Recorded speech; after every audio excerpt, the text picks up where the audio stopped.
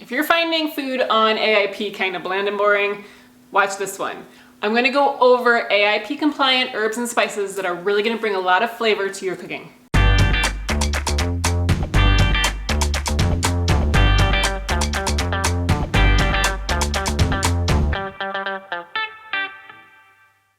One of the fears that I hear the most is that AIP is going to be boring, or I'm bored on AIP because I've had the same dishes over and over again. Well, one of the main things that you can do to really help this is to change up and use a lot of different herbs and spices.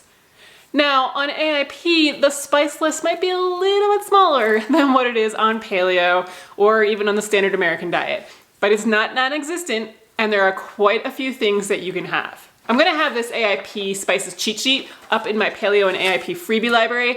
So if you wanna print that out so that way you can put it up in your cabinet or just have it on hand, I'll put the password or the link to get the password below so you can go ahead and grab that. But I'm gonna go over in this video a whole bunch of different things that you can use to really elevate the flavor in your cooking. So let's first talk about the spices that you cannot have on AIP. For obvious reasons, you cannot have seed-based spices. Seeds are eliminated on the elimination portion of AIP, so seeds, seed butters, seed spices, any of those things are out. So those are gonna be out, and those are gonna be things like fennel seed, mustard, cumin, I mean, just any of those things that come from a seed. Also out are nightshades, so these are anything from the chili family, so chili powder, cayenne pepper, any of those kind of things, paprika, all of the nightshade kind of things are also out. And then berry-based spices as well. And as a result, a lot of the typical blends that we may have, like curry powder or garam masala, and all of those different kind of things are also out. So you cannot have those, but now let's talk about the things you can have. I'm not gonna go through every single thing on this list, but I'm gonna go through the ones that I really feel are like the powerhouses that are going to pack the most flavor for your buck, to really kind of bring out a lot more interesting flavors and everything to your dishes. So the first one is basil. This one you may know of like from pizza or from like mozzarella and tomato, because it's a lot of times used with Italian foods. But it's also used a lot of times in Thai dishes and Asian dishes, and it kind of brings a richness and a sweetness to a dish. If you get it fresh like this, then it's very, very fragrant and flavorful, and it has a lot of flavor to it. But if you cook it for a long time, the flavor will kind of go. This is better added to dishes after the heating's been done, and then you'll have a lot of flavor at the end. You can also get dried basil, which is the same thing, it's just been dried, and so it doesn't have as much flavor to it. It's a little less sweet and tastes a little bit more like licorice in a way, but it's still a delicious flavoring component. This one is better, or can be used during cooking as well, so it's not going to lose flavor as you cook, whereas the fresh basil does. The next one are bay leaves. They're simply just like a dried bay leaf from the bay plant, and these kind of bring like a earthy kind of flavor to a lot of dishes. You'll see these a lot in soups and stews, or something like beef barbacoa, things like that. Typically you add these to the dish in the beginning while it's like cooking, and then you remove them before you eat them. They are not very good to get in your mouth when you're trying to eat the dish, so if you get it, just simply remove it, but it's chewy, it doesn't break down, it doesn't become something that you're gonna wanna eat. You just remove it once the flavor has been imparted to the dish. The next one are chives.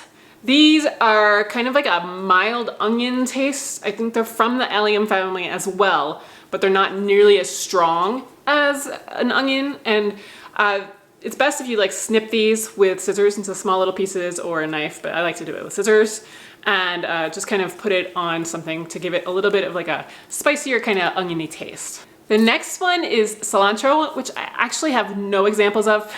It's like sacrilege in our house, but I just used it up for something. So this one kind of gives like a citrusy kind of flavor to a dish, and some people love it and some people think it tastes like soap. So if you're on the one that loves it, then use it like in any kind of dish, but if you don't like it, obviously skip it. But only the cilantro leaf. It's called coriander leaf in some countries as well. And this one is best also to be added after the cooking if you're going to use it fresh, because it does kind of wilt in the heat applications. So if you really want to have the best flavor, add it at the very end. So like if you're making a soup, for example, add it after the soup is done, right before you go to serve it, and then it'll bring out the most flavor. The next one you're probably familiar with is cinnamon.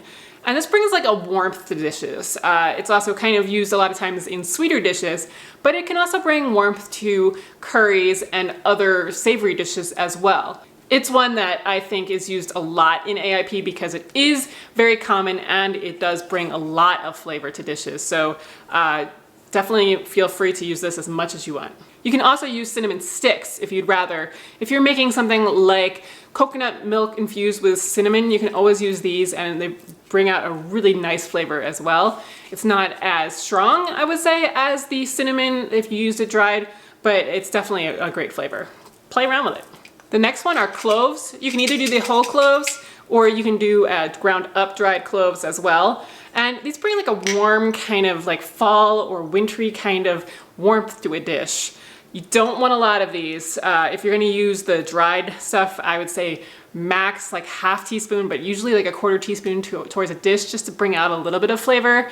And you can use these, the full ones, just like the cinnamon sticks kind of impart the flavor, but then you're gonna want to remove them before you actually eat or drink whatever you're using because they don't become soft or anything like that, but they bring a really nice flavor to dishes. Cloves go great with like oranges and apples, and then you can also use them in like savory dishes like curries and stews and everything as well. Dill weed is a compliant herb, and this one's really good like on fish, and then also you may use it in Greek kind of style dishes and Scandinavian style dishes as well. It's a nice one. You can just sprinkle it over something or add it to a herb blend, and I really depend on this quite a lot during cooking. Fennel leaf and fennel bulb are also examples of AIP compliant herbs or things that you can use. I don't have an example of it, but it's kind of like a licorice kind of flavor to it, and it's really great roasted by itself, but you can also add it to things like oranges and beets and everything to bring out a lot of flavor. Just to make a note that the fennel seed is not compliant. Garlic is the next one. You can either use garlic powder or just use real fresh garlic. I think most of you are probably familiar with it, but it kind of brings like a spicy, pungent flavor to dishes that really brings out a lot of flavor, and it's a good base for a lot of dishes just to kind of start off to give a lot of flavor. But garlic powder I find is an easy way to kind of just make it like you don't have to chop and dice and all, like peel the garlic for some things. So if you're not needing to have something fresh, like if you're making a dressing, for example, then garlic powder works really well. Like if you're seasoning a meat, for example, garlic powder is great to just kind of sprinkle over it to give that garlic flavor. Ginger is a very common spice to be using on AIP and in any kind of application, I think. It's got that very, very spicy kind of bite to it.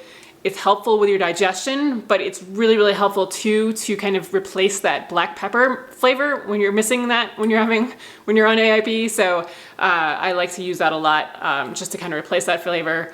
You can use dried ginger or you can use fresh ginger as well. Just chop it up. You don't have to peel it.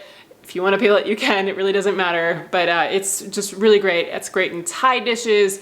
It's great in like a gingerbread kind of sweet dish, and pretty much everything. I mean, there's not much that I haven't found a use for ginger in. Like even with peaches, it's delicious. Pears is delicious. Just sprinkle a little of this dried ginger on some peaches or on some baked pears with some cinnamon. So good. And then we have lemongrass. This is a fresh stalk of lemongrass. You'll see it in the stores. It's usually kind of yellow or dried. And then they also have dried lemongrass leaves as well. And this smells like lemon. It's a little bit more lemony. It's weird. I think it smells like lemongrass. I don't know if you've smelled lemongrass, but this is great in like Thai and Asian style dishes to really bring out a good bright flavor, and also in like curries. And if you want to just add it to like a marinade for some chicken or fish or steak, it's really delicious as well. Typically, if you find this in the store, you'll just find like this part right here. And a lot of times it's in a container, like a plastic tub, and it'll have several of them in one, and they're a little bit thicker than this.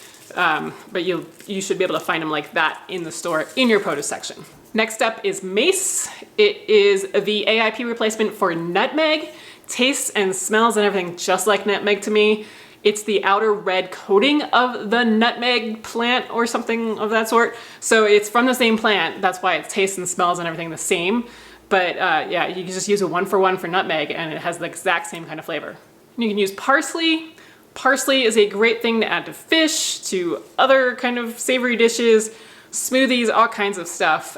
You can use the fresh one. You can either find it flat leaf or curly. It really doesn't matter. They're both the same thing, essentially. I tend to like the flat leaf better because I find it easier to chop, but it doesn't really matter. And they also have this dried, same kind of thing though, like as the basil and every other fresh herb. If you use this, typically this one does better if you put it in after the heating, and then the dried one works better or just the same as if you were to put it in while cooking. So it's kind of the rule of thumb. Most of these fresh herbs do a lot better when you put it towards the end of cooking or at the end of cooking as a garnish to bring out the flavor. Next up is mint, which is kind of like a 4-letter word to me because I'm constantly having to pull this out of every space in my garden. It grows like a weed. However, it is a very, very refreshing and very fresh tasting herb. It goes great with lamb and Greek dishes, but also very like refreshing in like a mocktail mojito and just other kind of things like that. It's just very, very bright and airy. I do like the fresh a lot better than I like dried because the fresh really has a lot of flavor and smell to it, and the dried just kind of meh. Rosemary is a very strong, sweet kind of smelling herb. It's a lot of time used in Thanksgiving, fall dishes, but it really holds up well in the summer. So it really goes well with any sort of protein. A lot of times you'll see it in soups and stews, but you can also sprinkle it over a roast beef or, you know, any of those kind of things.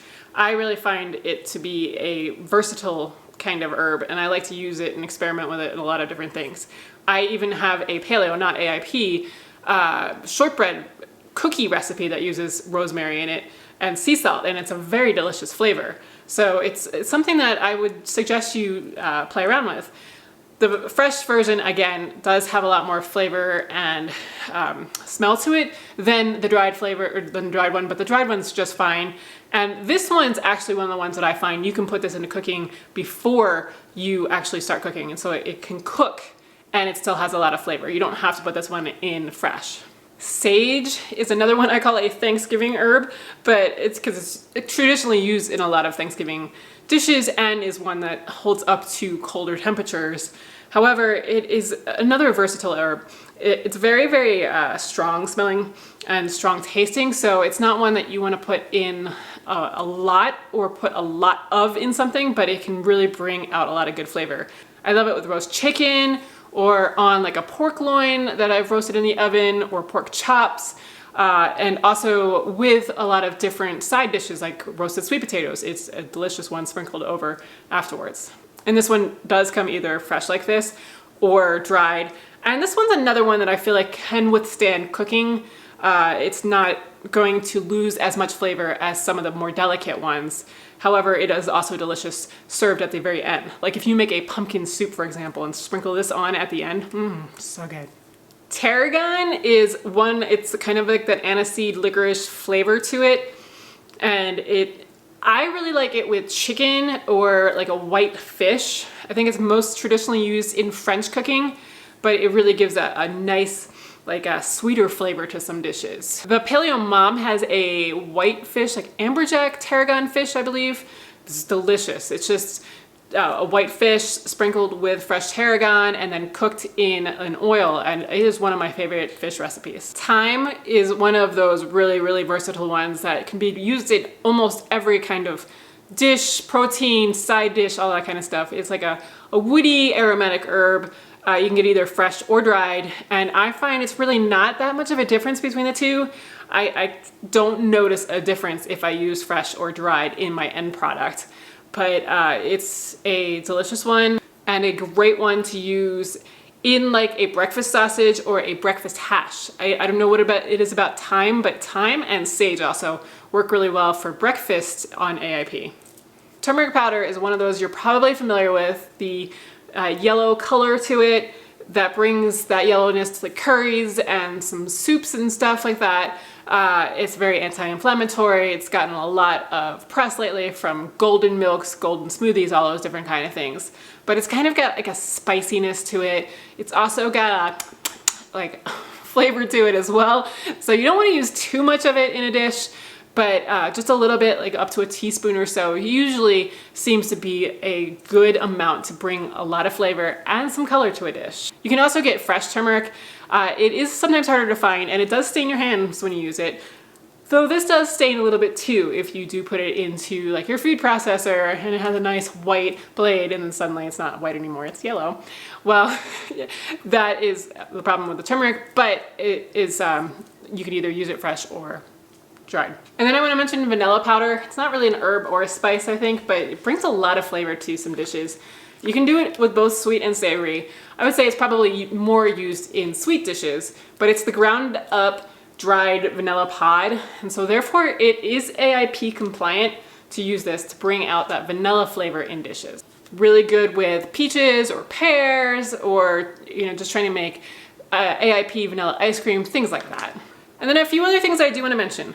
Herbes de Provence is a very, very delicious mixture that you can use on AIP. However, do be careful that there is not fennel seed in it. I actually didn't realize that some of the blends had fennel seed in it, and so I've recommended Herbes de Provence on a lot of dishes, and then I got a bottle that had the fennel seed, so I learned my lesson. So just make sure you check the label to make sure that it is something like savory, thyme, rosemary, and lavender, and no fennel seed. But it's a very delicious thing that can go on steaks and chickens and fish. And then one more is Italian seasoning. This one is a mixture of herbs like marjoram, thyme, rosemary, savory, oregano, and basil. And it's great to just bring out that Italian flavor in different dishes. A lot of times you put this on chicken or fish, or also steaks and things like that, but also to add to like a tomato sauce to bring out that Italian flavor.